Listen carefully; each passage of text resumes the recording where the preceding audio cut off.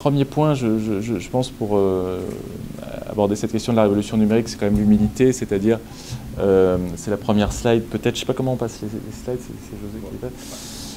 Voilà, une fois qu'on a dit ça, cette première slide, vous en savez déjà beaucoup. Je veux dire par là que terre inconnue. Voilà.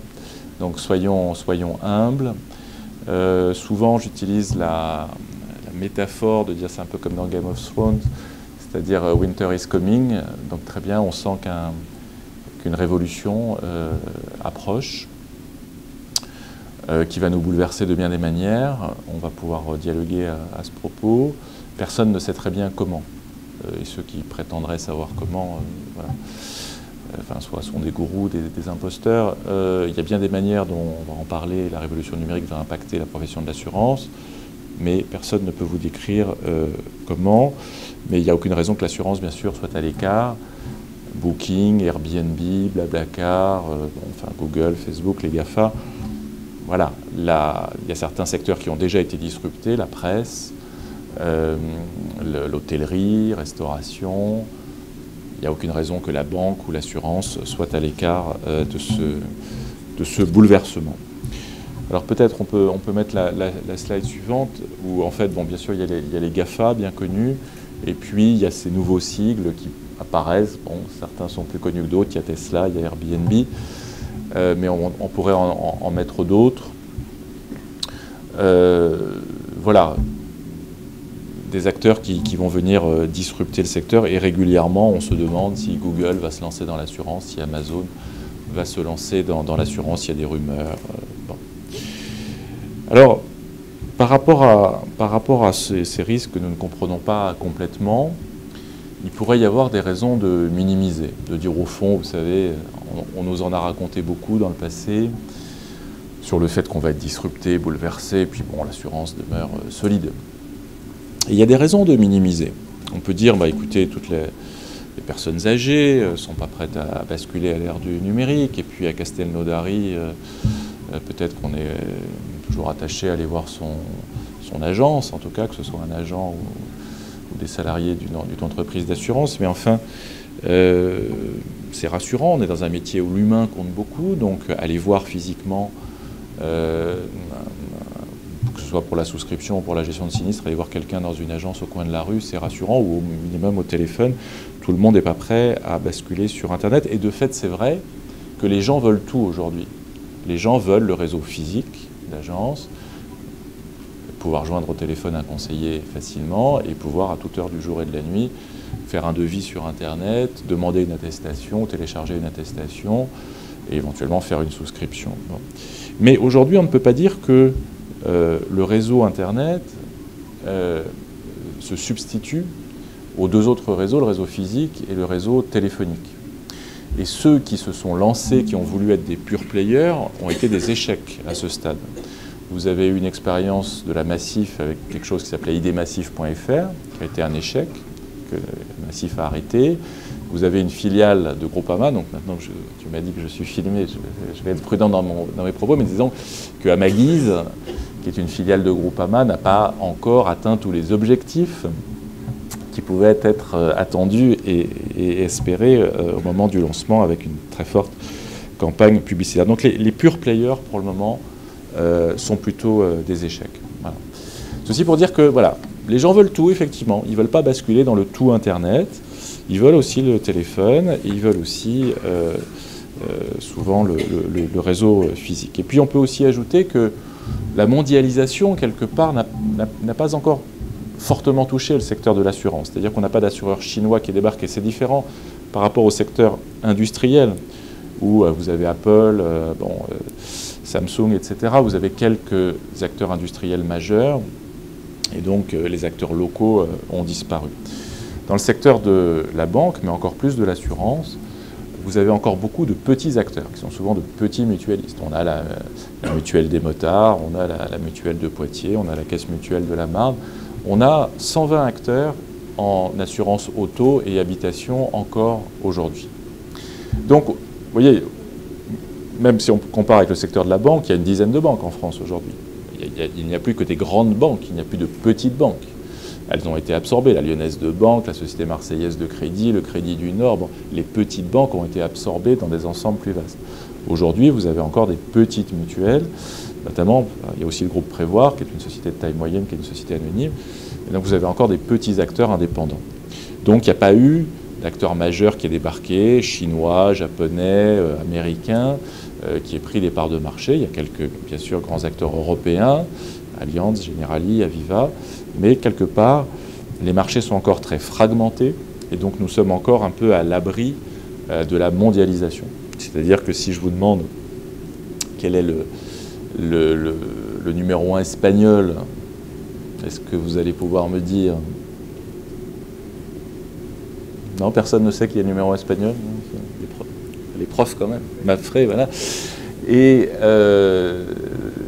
bon, le numéro 1 italien, vous saurez, c'est Generali, mais le numéro 2, vous ne saurez peut-être pas. Et Unipol.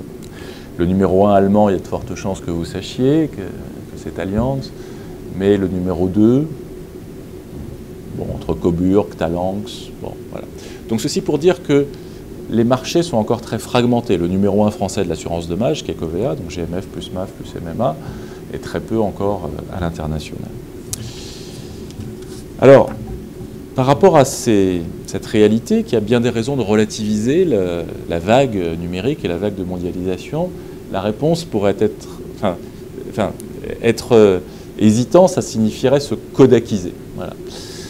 Bon, Kodak, Nokia, voilà, il y a des marques qui ont été des géants et qui disparaissent.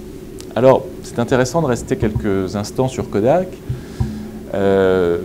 pour se demander, est-ce que la profession de l'assurance pourrait vivre le sort qu'a subi Kodak?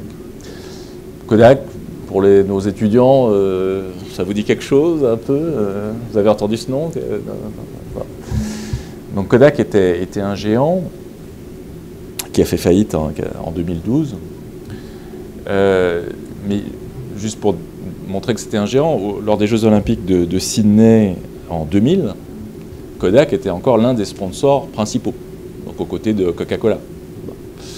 Donc c'était un des 5 sponsors principaux. Donc pour vous dire que Kodak était un géant, et ceux qui sont un peu plus âgés se souviennent que sur les plages, les buvettes, vraiment à côté du Coca, à côté des cartes postales, il y avait les pellicules Kodak, les appareils photo Kodak. Bon. Alors, de quoi est mort Kodak? Est-ce que les ingénieurs de Kodak étaient particulièrement incompétents et n'avaient pas imaginé que la révolution numérique pouvait arriver? Donc pas du tout. Ils ont inventé la photo numérique en 1975. Donc là, techniquement, les ingénieurs de Kodak, la direction générale de Kodak étaient parfaitement au courant qu'on pouvait faire autrement des photos. Est-ce qu'ils étaient incapables de fabriquer un appareil photo et de le vendre? Bon, pas du tout. Ils ont fait un appareil photo numérique en 91. Ils ont commercialisé dans le réseau. Bon, ça a été un échec commercial, parce que les gens n'avaient pas envie d'acheter un appareil numérique. Ils ne comprenaient pas très bien à quoi ça allait pouvoir servir. Mais voilà, ils ont été capables de fabriquer un... Donc, ce qui est intéressant de voir, c'est que Kodak n'est pas mort d'avoir ignoré la révolution numérique. Les ingénieurs, la direction générale, savaient très bien que ça pouvait se faire. Simplement, ils n'ont pas osé basculer d'un modèle économique à un autre, du modèle de l'argentique à un autre. Et on peut comprendre pourquoi. Jusqu'au début des années 2000, c'était rentable, le modèle économique sur lequel ils étaient fondés. Et ils avaient des investissements considérables, les laboratoires, enfin, toute la chimie associée au développement des photos papier, tous les emplois associés. Donc ils maîtrisaient la technologie de l'argentique, ils avaient des investissements considérables, ils maîtrisaient les réseaux de distribution. Pourquoi se bousculer? Pourquoi se remettre en cause? Pourquoi basculer dans un autre modèle? Bon. Et c'est quand l'iPhone est arrivé, avec la possibilité de prendre des photos numériques, que là, les gens se sont mis à prendre des photos numériques, que le marché a effectivement basculé en très peu de temps, Kodak était capable de s'adapter, et ils ont fait faillite en 2012. Et donc, on imagine ce qu'avait pu être le dilemme des dirigeants de Kodak, parce qu'effectivement, jusqu'aux années 2000, ils vivaient très bien grâce à la photo papier, grâce à l'argentique. Donc, pour quelles raisons est-ce que vous voulez vous bousculer et changer de modèle économique? Voilà. Alors, au travers de cette métaphore, on pourrait en prendre sûrement d'autres entreprises industrielles. La question, c'est est-ce que ça risque de nous arriver à nous? C'est-à-dire nous, aujourd'hui, on vit quand même assez bien. Le secteur est solide, il est rentable, il est solvable. Est-ce qu'on risque d'être bousculé par de nouveaux acteurs qui vont avoir d'autres pratiques et qui vont avoir d'autres process? On va en avoir quelques illustrations dans la suite de cette conférence. On va vous montrer des petits films un peu plus tard. Alors, je crois qu'il y a 3 séries de questions à se poser liées à la révolution numérique. Bon, première question, que va devenir le métier? Puis après, qu'est-ce qu'on va devenir nous? Et où va la société? Que va devenir le métier sous l'influence de la révolution numérique? Est-ce qu'on va vers une meilleure maîtrise des risques, une meilleure prévention, plus pertinente, plus adaptée, ou au contraire vers une sorte de disparition des risques, parce qu'effectivement, voiture autonome, maison connectée, enfin s'il n'y a plus d'accident de voiture, s'il n'y a plus de fuite d'eau, voilà, qu'est-ce que va devenir le métier? Bon. Alors à ça, je crois qu'on peut répondre, nous assureurs, d'abord, c'est quand même notre vocation d'être aux côtés des assurés, c'est la promesse que nous faisons, en cas de coup dur, on sera là. Donc, on ne peut que se réjouir s'il y a une réduction des risques, si grâce à la voiture connectée, grâce à la maison connectée, la qualité du risque s'améliore, qu'on détecte, qu'on prévient mieux les accidents, qu'on détecte plus rapidement les fuites. Et dans un premier temps, d'ailleurs, disons que effectivement, la qualité du risque va s'améliorer, c'est-à-dire que la voiture connectée, les aides à la conduite, le freinage d'urgence, je pense qu'on a quelques belles années devant nous, avant peut-être la voiture autonome, et là, on change de monde, mais enfin, on a quelques belles années devant nous où la qualité du risque va s'améliorer. On peut espérer une réduction du nombre d'accidents et de la sévérité des accidents. Bon. De même pour la maison connectée, si on détecte les fuites d'eau plus tôt. En santé, on peut espérer des progrès grâce à la télémédecine, grâce à des capteurs sur nos corps. Est-ce que les personnes ont bien pris leurs médicaments? Donc voilà, ça peut être une source de progrès. Et puis, avec la révolution numérique, il y a de nouveaux risques qui apparaissent. On pense au cyber-risque, bien sûr, le risque de piratage. Alors c'est un risque nouveau, émergent, sur lequel les assureurs sont prudents, parce qu'il faut bien comprendre ce risque. Avant de l'assurer, il faut quand même... Puis là, on est vraiment dans un... Il y a le risque sériel, c'est-à-dire que si on voit bien que les hackers peuvent faire tomber les systèmes informatiques les plus récents, les plus perfectionnés. Donc il faut bien comprendre le risque avant de développer son offre en direction des entreprises. Mais enfin, voilà, un relais de croissance très probable, le cyber-risque. Et puis, il y a d'autres risques qui ne sont simplement pas impactés par la révolution numérique, comme les défis climatiques. Les catastrophes naturelles, a priori, la révolution numérique ne change pas grand-chose à ce type de risque. Puis disons en conclusion que, de ce point, que le métier d'assureur, c'est d'être un tiers de confiance, c'est d'apporter de la confiance. Alors ça, par rapport à ça, révolution numérique ou pas, les fondamentaux du métier, apporter de la confiance, ça demeurera toujours. Voilà, je te laisse la parole, José, sur la slide suivante que tu envoies. Merci Arnaud. Bonsoir à tous. Je vais continuer sur cette présentation. Que va devenir notre métier? Donc c'est la question qu'a posée Arnaud en revenant et en présentant cette slide. Mais juste avant de décrire ce qu'il y a dans cette slide, ce qui me semble également intéressant, c'est si on prend un petit peu de recul, lorsque vous êtes rentré dans le secteur de l'assurance, quelle est l'image que vous aviez de l'assurance? Avant de commencer votre formation, avant d'être ici sur le banc de l'école, voilà. Prenez juste quelques secondes et quels sont les premiers mots qui viennent à votre esprit lorsque vous pensiez secteur de l'assurance? Bon. Moi, ça fait 2 ans que je travaille dans le secteur de l'assurance et en toute franchise, si on m'avait posé la question il y a 2 ans, j'aurais répondu que c'est un secteur traditionnel et que ce n'est pas forcément le secteur le plus vertueux. Alors, je me permets de dire ça, pourquoi? Je prends un exemple.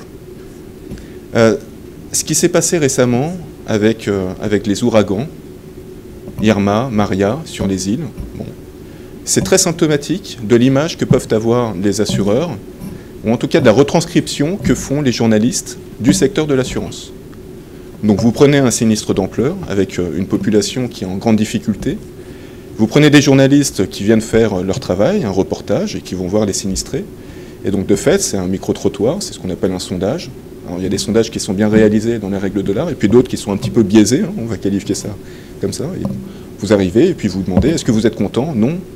Qu'est-ce qu'on lit dans la presse? Moi, je paye ma prime, je ne demande pas l'aumône, et j'ai toujours pas reçu d'indemnisation du sinistre. Alors forcément, c'est peut-être une personne sur 1000, ou une personne sur 100, mais c'est ce qui apparaît dans la presse. Les 99 autres personnes qui sont très contentes, elles n'apparaissent pas. Parce que ça ne fait pas vendre du papier, et puis ça ne fait pas de buzz, comme on dit. Donc finalement, l'image de l'assurance n'est pas forcément très bonne. Ça, c'est la première réponse que j'aurais donnée à cette question. Et puis la deuxième réponse, c'est le secteur de l'assurance est plutôt un secteur traditionnel. Qui dit traditionnel, dit pas forcément en avance sur toutes ces nouvelles technologies, sur cette révolution numérique qui est en marche. La slide, et je reviens sur l'évolution du secteur de l'assurance, donc je reviens sur cette slide, elle montre que finalement, le secteur de l'assurance s'y met, et vraiment s'y met très rapidement. Donc, ce qui est représenté ici, c'est simplement pour quelle fonction avez-vous recours à l'analyse Big Data. Là, si on prend la révolution numérique, on a le Big Data, on parle de moins en moins du Big Data et on parle de plus en plus d'intelligence artificielle. Si on s'arrête sur le Big Data, ce qui est représenté ici, c'est finalement ce qui est utilisé aujourd'hui. Donc, c'est les premières barres en violet, soit foncé, soit clair. Et donc, vous voyez que la vente, le marketing, la conception, produit et tarification, fraude, souscription, sinistre, bref, toutes les dimensions du métier de l'assurance sont touchées par le Big Data. Toutes. Dans des proportions évidemment différentes, mais ce qui est finalement le plus intéressant, c'est que cette enquête, elle commence à dater un peu, parce que c'est une enquête qui a été réalisée en 2015 par le cabinet Bain et compagnie, mais il y avait une dimension prospective, on disait, et dans 3 à 5 ans, selon vous, est-ce que ces branches d'activité, est-ce que ces secteurs d'activité seront touchés par le Big Data? Et là, vous avez des scores vraiment très, très, très élevés, avec un minimum de 78% qui portent sur les sinistres, sur la partie dommages, RC et accidents. Le Big Data se diffuse sur l'ensemble des branches, sur l'ensemble de l'activité des assureurs. C'est une évidence. Et d'ailleurs, il y a eu un colloque récemment de l'Observatoire des métiers de l'assurance qui faisait un focus sur les métiers de l'assurance. Il y a clairement 2 métiers qui augmentent assez sensiblement dans les secteurs de l'assurance. Vous savez que lorsque vous regardez le nombre de salariés, ça peut vous intéresser, lorsque vous regardez le nombre de salariés dans le secteur de l'assurance, il y a une stabilité depuis quelques années. Il y a 146 000 salariés du secteur de l'assurance, sans compter les agences, sans compter les courtiers. Il y a une relative stabilité, mais finalement, vous avez une dynamique très très forte auprès de 2 métiers. C'est les métiers de data scientist, tout ce qu'on appelle, enfin tout ce qui a trait à justement cette révolution numérique. Et puis le deuxième métier, c'est sur la compliance, en lien avec l'avalanche réglementaire qui est également un sujet cher à Arnaud. Je touche pas mon micro, je touche plus mon micro, chef. Voilà, donc globalement, comment on va évoluer? C'est relativement simple, hein. C'est ce qui est représenté dans ce graphique et c'est ce qu'on observe. Les acteurs en place cherchent à se digitaliser. Voilà. La deuxième question qu'a posée Arnaud, c'est qu'allons-nous devenir? Alors, de fait, ce séminaire avait lieu peu ou prou au même moment l'année dernière, mais finalement on a agrémenté la présentation de l'année dernière de quelques slides nouvelles. Pourquoi? Parce qu'en l'espace de 12 mois, on a vu l'émergence de 2 acteurs. Et donc je vais revenir sur cette émergence. Alors, juste avant de parler de ces 2 acteurs, qu'allons-nous devenir? Arnaud en a parlé, avec finalement les concurrents qui viennent bousculer le secteur de l'assurance. Il y a eu quelques années, il a été question de Google, avec la crainte auprès des sociétés d'assurance qu'il y ait cet acteur numérique qui vienne manger des parts de marché du secteur de l'assurance. Mais finalement, ça ne s'est pas produit. En revanche, il y a un mois, des articles nombreux, anglais, font part de recrutement massif d'actuaires de la part d'Amazon. Donc on pourra vous donner cette présentation pour que vous puissiez l'utiliser. Là, vous avez un lien hypertexte sur le titre d'un article qui est sorti d'une revue spécialisée d'actuaires en Angleterre, Amazon, qui va disrupter l'assurance au Royaume-Uni. Bon, très bien. Qu'est-ce qu'on lit dans cet article? Ben, finalement, un peu au près ce que je vous ai dit. L'idée, c'est pas forcément d'être bon, l'idée, c'est d'être meilleur. Et Amazon a un avantage comparatif par rapport au secteur de l'assurance actuellement, c'est qu'il a un avantage comparatif dans le traitement des données. Ça, c'est le premier point. Et le deuxième point, c'est que, tel que c'est retranscrit dans cet article, le deuxième point, c'est que la relation client, Amazon, jouit d'une relation client très positive. Et donc, à l'aune de ces deux avantages, Amazon actuellement recrute un certain nombre d'actuaires et cherche à proposer des produits d'assurance en Angleterre, en Italie, en France et en Espagne. C'est ce qu'on lit dans cet article qui est daté d'hier mois. Ça, c'est potentiellement ce qui va se dérouler dans les années à venir ou peut-être dans les mois à venir. Ce qu'on a aujourd'hui, de fait, et ce que je disais par rapport à la présentation de l'année dernière, c'est l'émergence de deux acteurs. Alors, je ne sais pas si vous avez connaissance de Lemonade, donc qui... je vais passer là. Donc, l'idée, Lemonade, c'est une société d'assurance totalement digitale, aux États-Unis, et qui propose une assurance habitation dans quelques États américains. Alors, on va voir si ça marche. Je vais vous proposer une vidéo. Ah, c'est parfait. Alors, la vidéo la plus intéressante.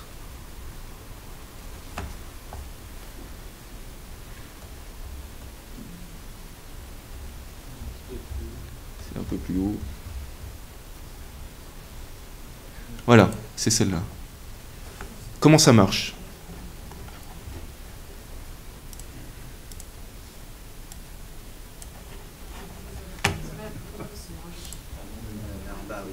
Il n'y a pas de problème, il n'y a que des solutions. Hop.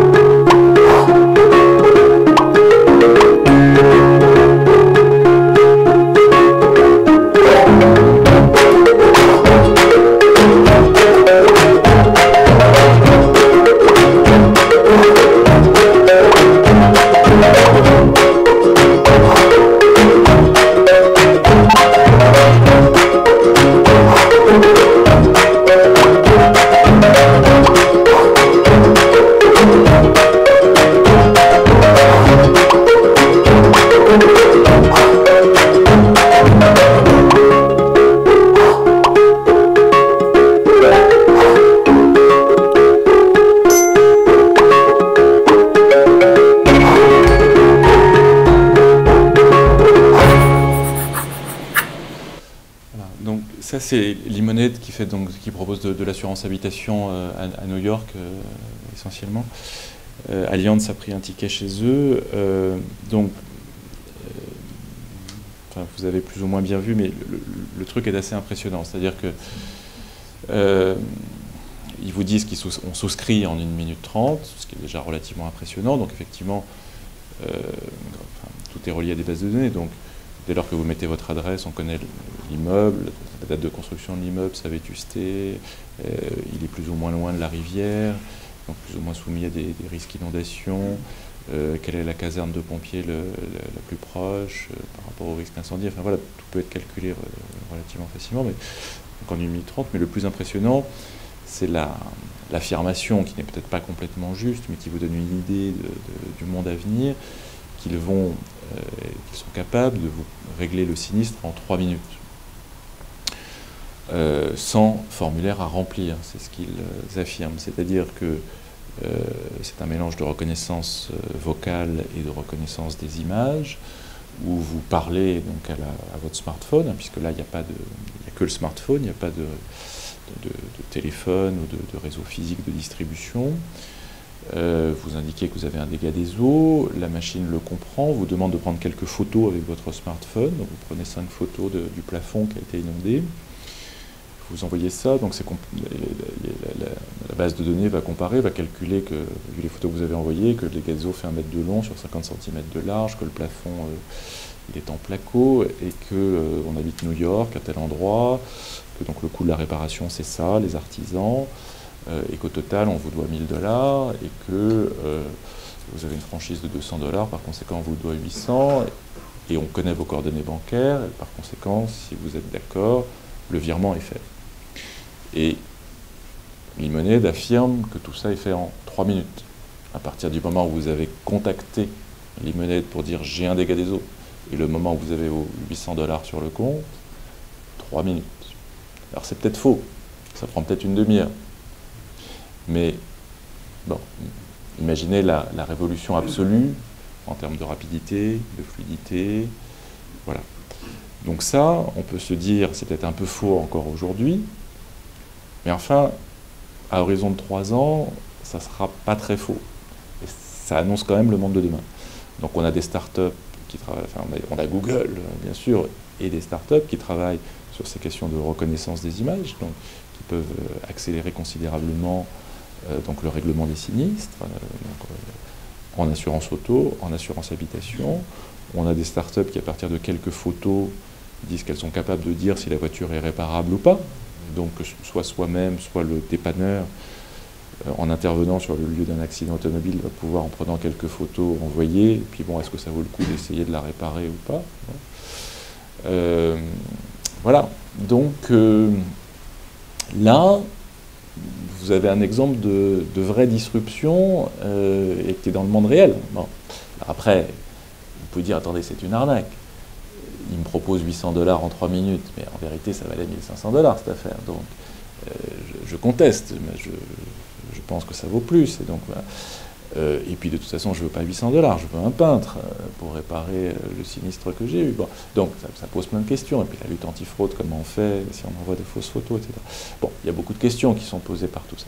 Mais enfin, ça vous montre une idée du monde de demain. Voilà. Puis, José va vous montrer autre chose. Oui.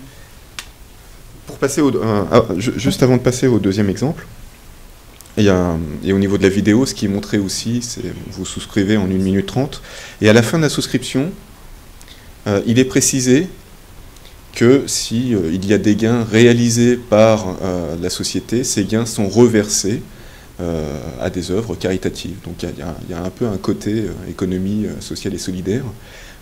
Tout ça pour dire que finalement, c'est des choses qui se mettent en place et qui s'adressent également à une population plus jeune, hein, ou à une population jeune. Et en lien avec cette volonté de ces nouveaux acteurs très digitaux de s'adresser à la population jeune, on a un exemple français.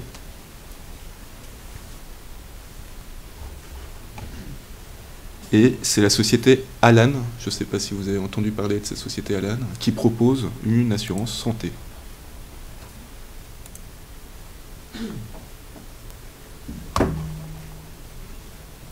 Alors, pour que ça marche... Alors, pendant que José fait le réglage, sur l'exemple précédent qu'on a vu, bon, vous imaginez les conséquences sur l'emploi aussi, hein, puisque évidemment, on n'a plus besoin de réseau physique de distribution, plateforme téléphonique très réduite à très peu de choses, back-office sabré, enfin bon, voilà. Donc c'est un modèle économique où il y a beaucoup moins d'emplois.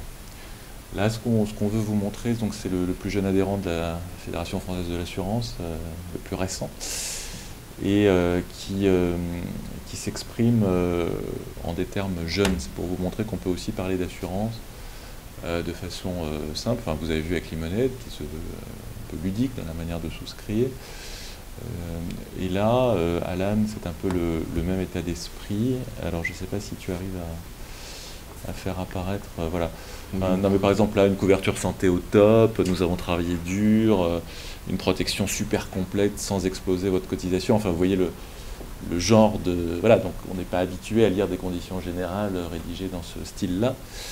Et donc, une tentative, mais qu'il faut saluer, pour expliquer les couvertures, les garanties, donc plutôt un public jeune. Hein, Alan vise un public plutôt de salariés dans des startups, public de jeunes.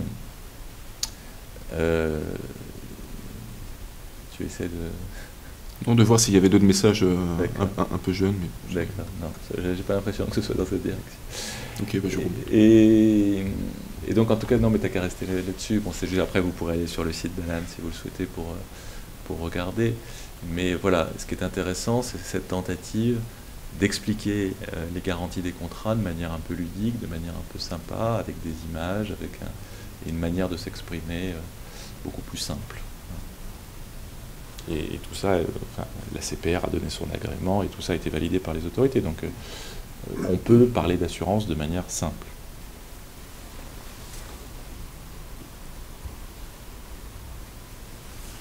Voilà. Dernier point que je voulais aborder concernant cette partie-là, c'est de la même manière, c'est un peu une illustration de ce que je vous disais et potentiellement du retard qu'a le secteur de l'assurance par rapport à d'autres secteurs. Ça, c'est tiré d'une étude également un peu ancienne déjà, du BCG de 2013. La satisfaction client par rapport à l'expérience en ligne, donc centrée uniquement sur l'expérience en ligne par industrie, eh bien on voit qu'on est clairement... au niveau du du peloton, l'assurance, c'est ce qui est représenté en jaune, entre l'immobilier et les services publics, bon, avec un niveau de satisfaction sensiblement inférieur à la moyenne, et très largement inférieur à ce qu'on peut voir en termes de satisfaction de la relation en ligne, par rapport à la banque de détail, par exemple, au commerce, médias, détail. Donc de fait, ça s'explique quand même assez simplement. Si le secteur de l'assurance, sur cette histoire de révolution numérique, est plutôt en retard, c'est bien, d'un point de vue économique, c'est relativement simple. À votre avis, c'est pourquoi ?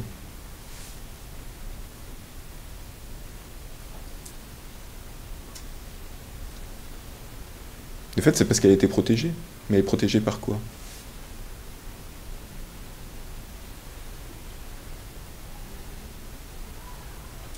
Essentiellement protégée par ce qu'on appelle les barrières à l'entrée. C'est un secteur qui bénéficie de barrières à l'entrée. Vous allez souvent entendre parler d'une réglementation très riche, très imposante. C'était vrai hier, ça l'est encore plus aujourd'hui avec Solvabilité 2. Alors forcément, les assureurs trouvent que parfois elle est même trop riche, elle est trop présente. Mais d'un autre côté, c'est quelque chose qui peut être perçu comme positivement, parce que c'est une barrière à l'entrée de nouveaux acteurs.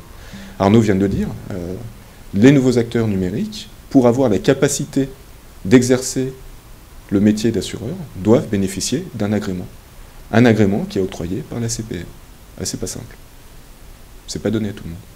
Donc si le secteur de l'assurance aujourd'hui n'est pas forcément leader sur toutes ces questions, même si, comme je vous l'ai montré, elle s'y met rapidement et de plus en plus rapidement, d'une part parce que c'est dans l'air du temps, d'autre part parce qu'il y a des nouveaux acteurs qui viennent dire que c'est un marché qui nous intéresse et potentiellement on peut faire de l'argent sur ce marché, certes, mais jusqu'à récemment, c'était un secteur qui était très largement protégé par cette réglementation, et là, aujourd'hui, ça ne suffit plus.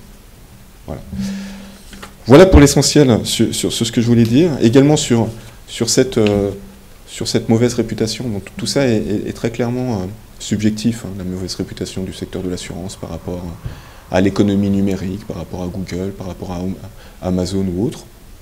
Je vous ai parlé de les événements récents sur Irma, Maria. Si on regarde un peu plus loin, il y a toujours ce scandale, et notamment au Royaume-Uni, du PPI.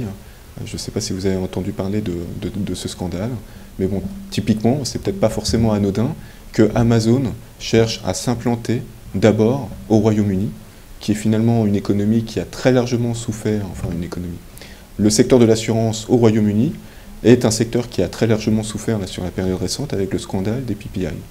Les PPI, c'est les assurances sur les modes de paiement. Donc de fait, c'est une assurance qui a été très largement vendue par le secteur de l'assurance au Royaume-Uni, avec au moins plusieurs caractéristiques de choses qu'il ne faut pas forcément faire. C'est une assurance qui était très très chère.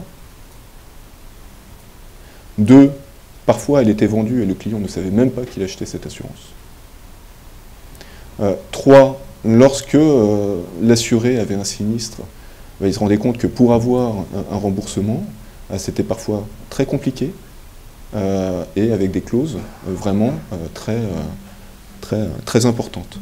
Alors tout ça, ça porte un nom. Hein, si vous regardez le S sur P, un ratio technique, le S sur P des PPI de l'époque, c'était de l'ordre de 15%. Voilà. Donc forcément, ça a fait un scandale.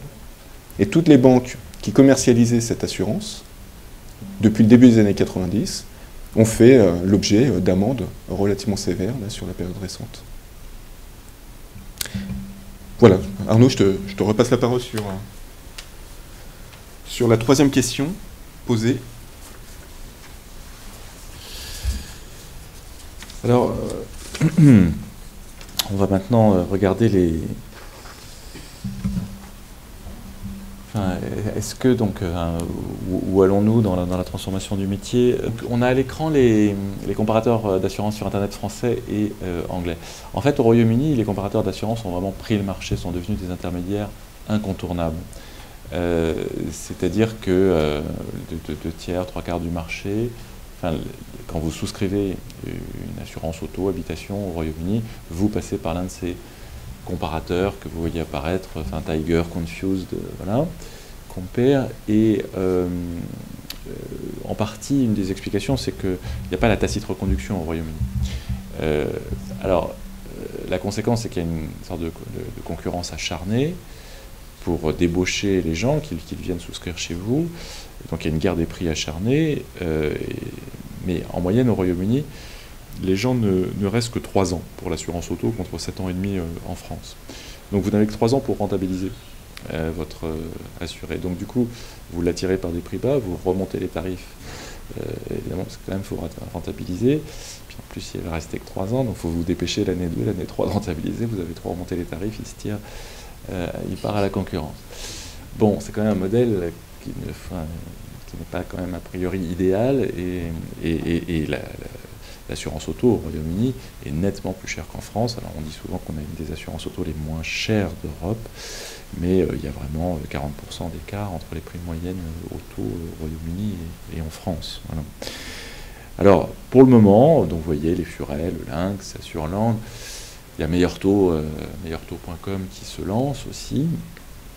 Pour le moment, on estime que moins de 10% des affaires nouvelles passent par ces comparateurs d'assurance sur Internet en France aujourd'hui pour l'auto et l'habitation, encore moins pour le risque santé, mais bon, voilà, l'exemple du Royaume-Uni montre que ça peut être une disruption qui peut être particulièrement perturbatrice, notamment pour ceux qui ont, par exemple les mutuelles sans intermédiaire, qui revendiquent le fait d'être sans intermédiaire. Et là, on aurait des intermédiaires qui viendraient donc de force venir s'intercaler. Et puis, il y a cette rumeur permanente depuis des années que pourquoi pas Google, Google ou Amazon, qui connaissent toutes nos vies, pourquoi est-ce qu'ils ne se lancent pas au moins pour être un comparateur, à défaut d'être un assureur plein. Alors, question suivante, c'est... voilà, cette révolution numérique, elle va poser beaucoup de questions éthiques. Et des questions un peu Big Brother, et Big Brother qui en l'occurrence s'appelle Google. Et alors encore plus avec la possibilité d'avoir une Google Home dans votre salon qui va écouter les conversations et qui est disponible bien sûr pour répondre à vos questions, mais enfin qui est quand même planté au milieu du salon à écouter ce qui se dit. Bon. Donc c'est quand même une sorte de métaphore de Big Brother qui me paraît. Voilà. Alors après, Big Brother peut aussi apporter des services, hein, Donc voilà, cette révolution numérique, elle pose des questions éthiques. Il y a vraiment les deux faces de la médaille, parce que d'un côté, elle peut nous apporter plus de simplicité, on a vu Lemonade, plus de facilité, plus de fluidité, plus de personnalisation, des alertes prévention plus pertinentes, et donc plus de services, c'est-à-dire des alertes plus rapides, et donc on pense à voilà, le suivi des personnes âgées, la chute des personnes âgées, est-ce qu'on a bien pris son médicament, enfin, voilà. Donc ça peut apporter de vrais services, bien sûr. Et puis à la revers de la médaille, c'est une démutualisation. Notre métier, aujourd'hui, il y a une sorte de voile d'ignorance. Et au fond, le voile d'ignorance n'a pas que des mauvais côtés. Il oblige à la solidarité des bien portants et des malades, des malchanceux et de ceux qui conduisent bien. Voilà. Demain, si on a une connaissance fine des qualités de comportement du conducteur, une connaissance fine des risques d'habitation qu'il peut avoir, une connaissance fine de ses habitudes alimentaires, voilà. Est-ce que les mécanismes de solidarité ne vont pas être détricotés et qu'on va aller vers une individualisation qui, au bout d'un moment, devient insupportable parce qu'effectivement, on s'occupe des meilleurs risques, mais qu'est-ce qui arrive aux plus mauvais risques? Voilà, boîtier dans la voiture, boîtier dans la maison, boîtier sur nos corps. Ça pose donc des questions éthiques, de savoir jusqu'où les assureurs sont prêts à aller, jusqu'où aussi la réglementation les autorise éventuellement à une segmentation de plus en plus fine, parce qu'on est dans une sorte de paradoxe où on connaît de plus en plus de choses sur nous, parce que mine de rien, ne serait-ce qu'en analysant nos courses, par exemple Amazon, si vous faites vos courses sur Amazon, vu les produits que vous achetez, on peut en déduire quels sont un peu vos comportements, vos centres d'intérêt, vos problèmes du moment, vos soucis de santé, voilà, avec une analyse fine si on achète tout au même endroit, en l'occurrence chez Amazon, bon, voilà. Et puis Google, en regardant ce que vous tapez, quels sont vos centres d'intérêt, en scannant la messagerie Gmail, bon, on connaît aussi vos centres d'intérêt. Hein, voilà. Alors, jusqu'où donc on va dans cette individualisation? Et j'ajouterais, alors la slide suivante, s'il te plaît, José, dans une société française qui est particulièrement défiante. Voilà. Alors ça peut être aussi une corde de rappel, hein, c'est-à-dire de ne pas aller trop loin dans la segmentation, de ne pas donner prise aux critiques. Voilà. La société française est particulièrement défiante. Moi, je vous invite vraiment à regarder, si vous êtes intéressé par ce qui se passe autour de vous, ces études du CEVIPOF, qui est un centre dans la mouvance de Sciences Po. C'est disponible sur Internet, gratuitement. Et là, je vous ai juste mis une ou deux slides.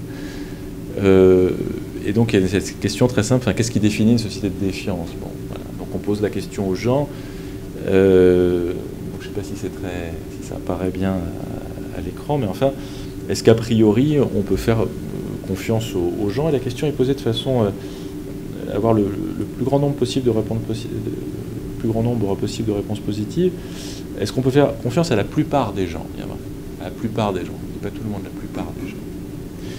Et donc, vous voyez que 26% des Français répondent oui, 73% répondent non. Voilà. Quelqu'un qu'on ne connaît pas, 73% d'entre nous répondent non, on ne peut pas faire confiance. Aux États-Unis, c'est à peu près les mêmes chiffres, mais c'est juste l'inverse. A priori, un gars qu'on ne connaît pas, a priori, c'est un brave gars, et donc oui, on peut probablement lui faire confiance.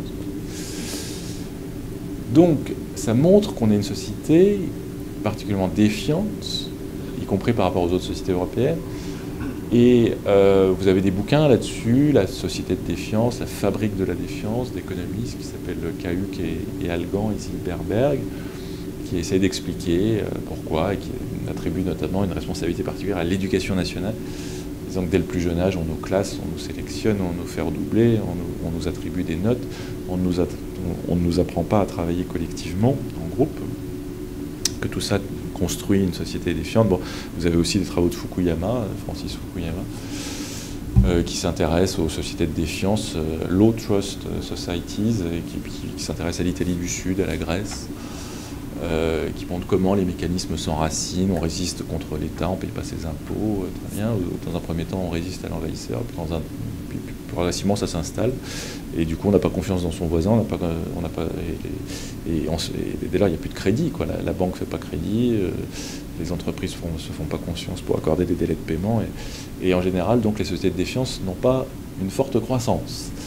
Donc, il serait bon que nous sortions de cet état. Mais vous voyez qu'elle est enracinée, puisque ça fait des années qu'il y a une très grande stabilité. Ce n'est pas une réponse conjoncturelle. Donc c'est pour ça que je voulais vous montrer cette slide. On peut peut-être montrer la slide suivante, José. Oui. Juste pour ajouter un point sur cette slide, à ce que vient de dire Arnaud, vous voyez quand même une tendance à l'augmentation de la défiance. Donc c'est une enquête qui est réalisée tous les mois de décembre, hormis en 2015, où il y a une vague qui a été réalisée en février. Et donc, si vous voulez, le creux qu'on observe au niveau du graphique, c'est février 2015, avec une défiance qui vient diminuer, mais que très légèrement, et qui s'explique simplement parce que ça a eu lieu un mois après les attentats de Charlie Hebdo. Voilà. Bon, on verra. Sinon, la tendance est plutôt à la hausse. On verra si le nouveau climat politique change un peu les choses dans la prochaine vague. On peut regarder la prochaine. Voilà. Alors, à qui est-ce qu'on fait confiance dans ce climat? Ça, c'est intéressant aussi. Parce qu'au fond, on fait confiance à ce qui est proximité. C'est-à-dire, on fait confiance à la PME, on fait confiance au maire. Par contre, on ne va pas faire confiance au pouvoir central, aux banques. Alors, les partis politiques sont tout à fait en bas. Je ne sais pas si vous arrivez à lire, mais c'est absolument dramatique. Le score des partis politiques, le score des médias, vous voyez. Et donc, quelque part, on comprend les délires complotistes sur Internet.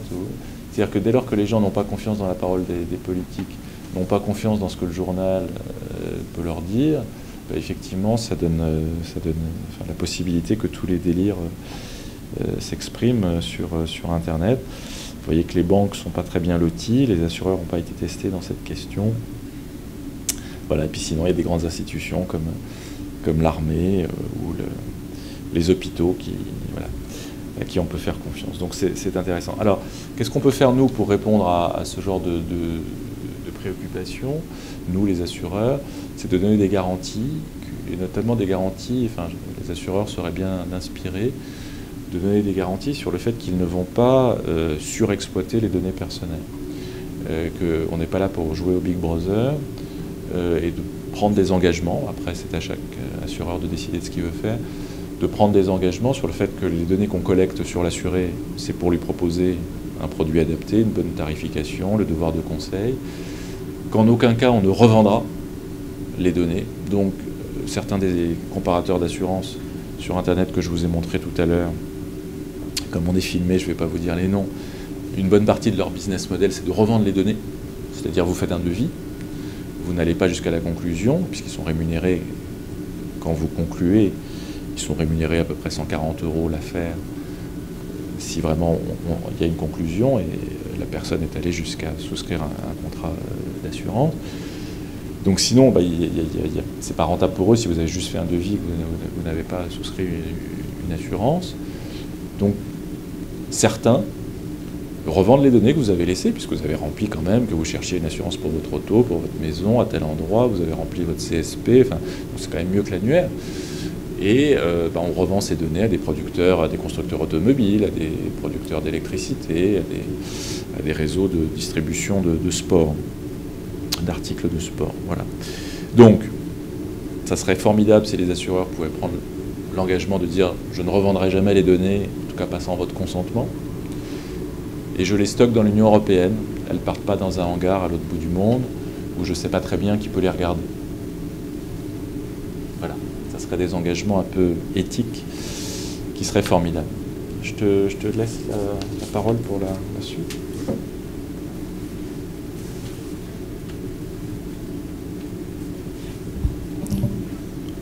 Ah oui, juste un complément par rapport à ce que vient de dire Arnaud. Finalement, il y a deux messages qui sont très importants. C'est la confiance la confiance du consommateur auprès de son assureur, ça c'est le premier point. Et puis, en lien avec la révolution numérique, le sujet central de la donnée. Donc, de fait, la question qui se pose, c'est est-ce qu'on va évoluer toujours sur le même, ce qu'on appelle le level playing field? Est-ce qu'on va être sur le même terrain de jeu, en tout cas à égalité par rapport aux concurrents? Donc vous avez eu Google, vous avez eu Amazon, vous avez eu la Google Box. Et par défaut, on peut se rendre compte qu'aujourd'hui, le consommateur lambda français fait a priori plus confiance à ces sociétés numériques qu'aux assureurs. Donc il y a un enjeu stratégique énorme sur la donnée. La donnée, enfin, dans le sens où c'est pas forcément est-ce qu'il faut donner un droit de propriété. De fait, la donnée a un droit de propriété. Mais à qui on donne ce droit de propriété? Si on a une voiture connectée, est-ce que la propriété, elle appartient à Renault? Est-ce qu'elle appartient à l'assureur du conducteur? Est-ce qu'elle appartient au conducteur? Enfin, ce sont des questions clairement qui se posent. Et on a, dans différents pays, même si, comme l'a dit Arnaud, le secteur de l'assurance n'est pas un secteur mondialisé, avec des acteurs qui, pour l'essentiel, restent des acteurs nationaux dans chacun des pays, mais on a quand même une divergence de législation rattachée à la donnée très divergente entre les pays. C'est ce qui est représenté dans cette slide.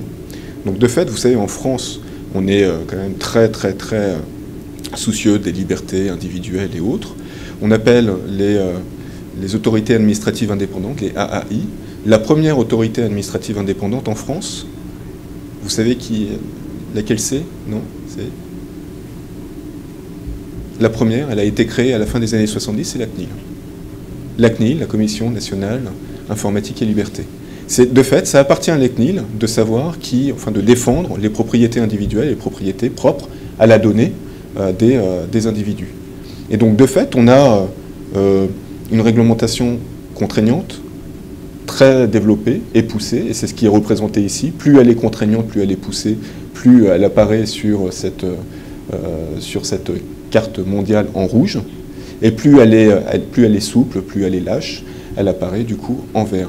Alors, ce qui est intéressant, c'est pas tellement de voir tel pays est rouge ou vert, mais on voit quand même des différences relativement marquées avec une Europe qui protège très largement ses données, versus les États-Unis qui se trouvent plutôt à mi-chemin, alors que le Canada est plutôt protectionniste, et les pays du Sud qui sont plutôt lâches concernant l'utilisation de ces données. Ce qui est relativement important, c'est de voir qu'entre les différentes économies, ce ne sont pas les mêmes couleurs. Donc on a des réglementations vis-à-vis de la propriété des données très largement différentes. Et ce qui se pose pour les voitures connectées, elle se pose de manière beaucoup plus forte vis-à-vis des données de santé. Il y a un énorme sujet sur l'utilisation des données de santé, avec potentiellement des évolutions, notamment européennes, jusqu'où on peut utiliser les données de santé. Vous savez que normalement, on n'a pas la possibilité d'utiliser les données de santé pour justement tarifer les assurances qui sont proposées, mais bon, il y a toujours un juste milieu, savoir où est-ce qu'on situe la limite entre l'utilisation de la donnée pour tarifer ou pour la prévention, par exemple. Cette limite, cette frontière, elle est tout sauf claire. Peut-être un mot de conclusion. Arnaud, sur... Oui, je crois que c'est toi. Non, en conclusion, peut-être, et puis après on répond à vos questions. Bon, c'est un défi, évidemment. Voilà,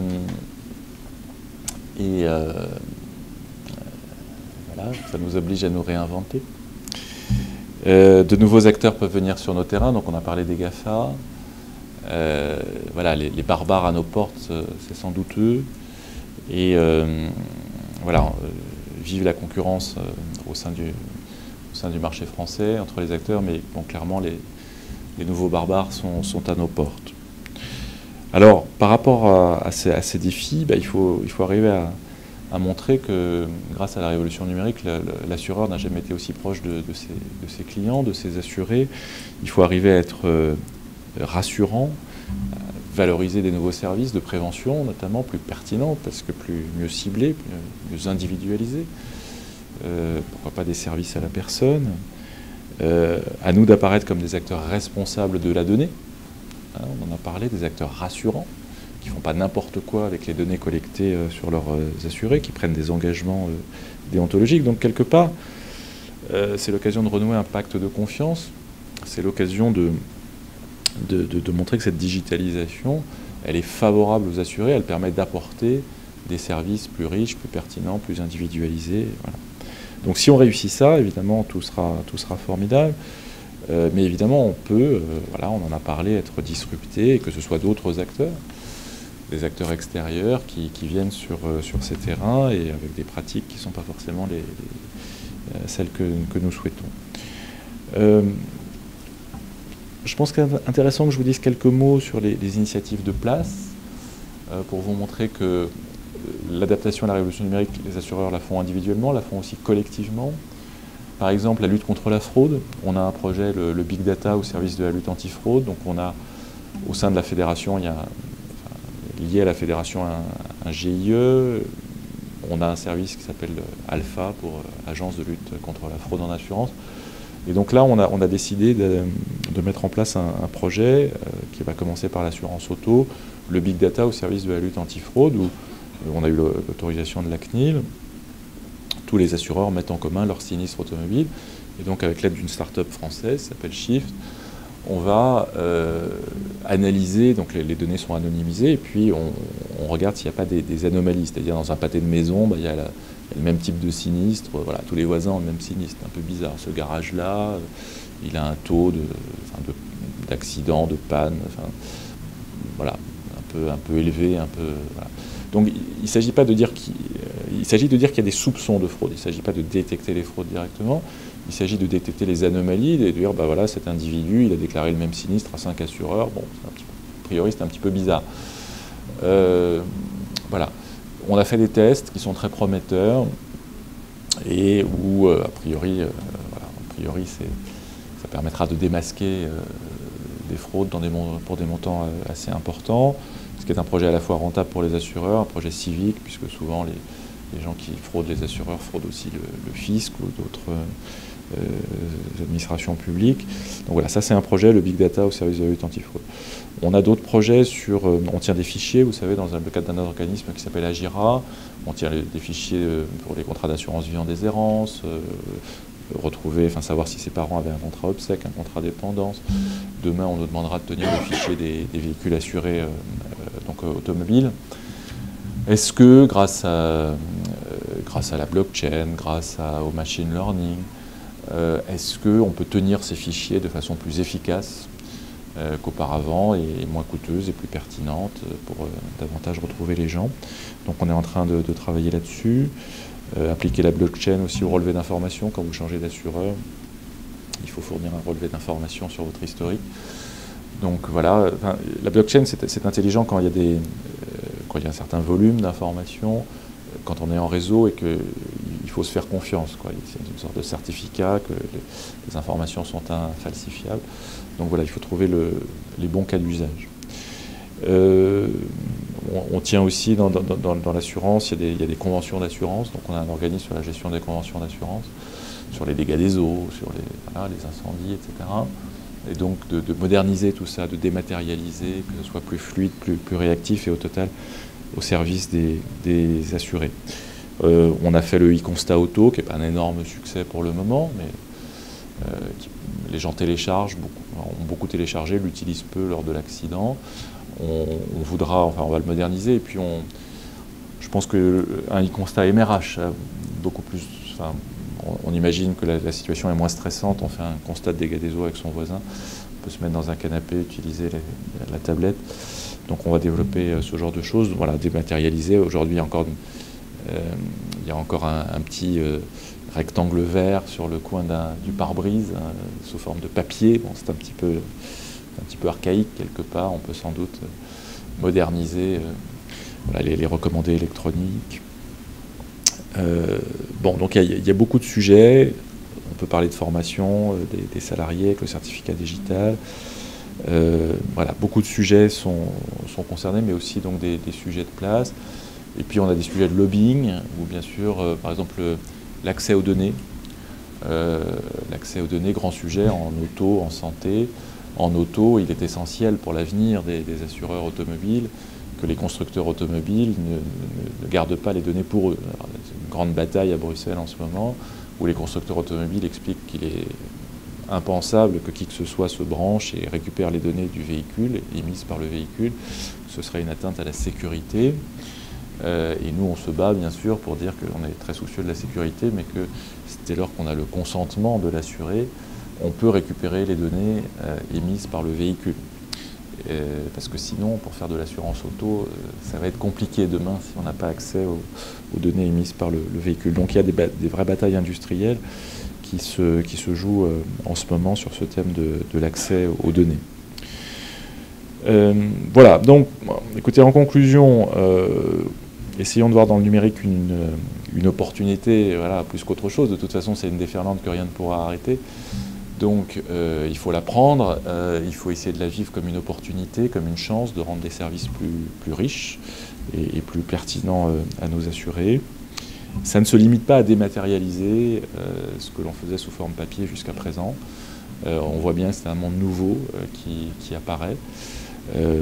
La chaîne de valeur se transforme et tous les métiers vont être impactés, que ce soit la souscription, la gestion de sinistres, la lutte antifraude, le marketing. Enfin bon, il n'y a pas un métier un métier d'une entreprise d'assurance qui ne va pas être transformé par la révolution numérique. Cela étant, il n'y a pas de raison qu'on ne soit pas capable de relever ces défis. Fondamentalement, je le disais tout à l'heure, un assureur, c'est quelqu'un qui apporte de la confiance, qui apporte une perspective de long terme, qui est un tiers de confiance, qui dit qu'il sera aux côtés de l'assuré en cas de coup dur, d'ici quelques mois, d'ici quelques années, selon le contrat. Voilà, on dit qu'on sera là, on fait une promesse. Et donc il n'y a pas de raison qu'avec la révolution numérique, ce type de comportement change. Et si on est capable de continuer à tenir ses promesses, il n'y a pas de raison que le métier ne demeure pas un beau métier, un métier prometteur, et notamment pour les étudiants qui s'y destinent. Voilà, je vous remercie de votre attention.